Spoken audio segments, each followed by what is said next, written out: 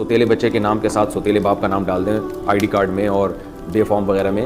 Birth certificate میں اور نکاح نامے میں، یہ بالکل غلط ہے، اس کی قطعاً اجازت نہیں ہے۔ ہاں پیار سے کسی کو بھی کچھ بھی کہا جا سکتا ہے، اس میں نہ اللہ کی طرف سے پابندی نہ گورنمنٹ کی طرف سے، بلکہ ساس سسر کو ساس سسر کے بجائے ابو امی کہہ کے خطاب کرنا چاہیے، اس سے ان کو خوشی ہوتی ہے کہ ہمیں عزت دی جا رہی ہے اس گھر میں۔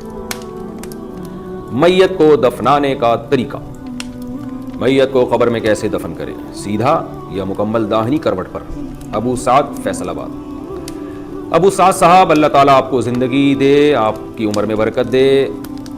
اور میں یہ تو نہیں کہوں گا آپ کو میت ہونے سے بچائے، وہ تو سب نے مرنا ہے، لیکن بہرحال اللہ آپ کی عمر میں برکت دے۔ میت کو جب دفن کیا جائے گا تو مکمل دائیں کروٹ پہ قبلے کی طرف، یعنی میت کا سینہ قبلے کی طرف ہو، کیونکہ ہمیں قبلہ رخ دفنانے کا حکم ہے، اور رخ کا مطلب ہوتا ہے پورا کسی کو گھما دینا، رخ چہرہ پھیر لینے کو نہیں کہتے۔ ہمارے عام طور پر یہ ہوتا ہے میت کو ایسے چت لٹاتے ہیں اور صرف اس کا چہرہ قبلے کی طرف موڑ دیتے ہیں، یہ طریقہ خلاف سنت ہے۔ تو قبلے کی طرف میت کا رخ کرنا چاہیے،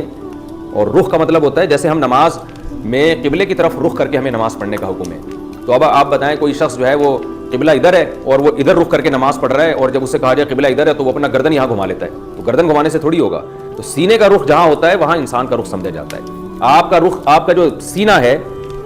وہ قبلے کی طرف ہے اور چہرہ دائیں طرف ہے، اس سے آپ کی نماز ہو جائے گی۔ لیکن اگر سینہ دائیں طرف ہے اور قبلہ سامنے ہے اور چہرہ آپ نے سامنے کیا ہوا ہے تو نماز نہیں ہوگی، کیونکہ اس کو رخ پھیرنا نہیں کہا جاتا۔ تو رخ جہاں آپ کا چیسٹ ہونا، جس طرف آپ کا سینہ ہو، تو یعنی یہ کہا جاتا ہے کہ جس طرف انسان کا سینہ ہے اس کا رخ اسی طرف ہے۔ تو اسی لیے میت کو جب قبر میں لٹائیں، چاہے مرد ہو یا عورت ہو، بچہ ہو یا بوڑھا ہو، اس کو مکمل دائیں کروٹ پہ لٹائیں، اور قبر میں جو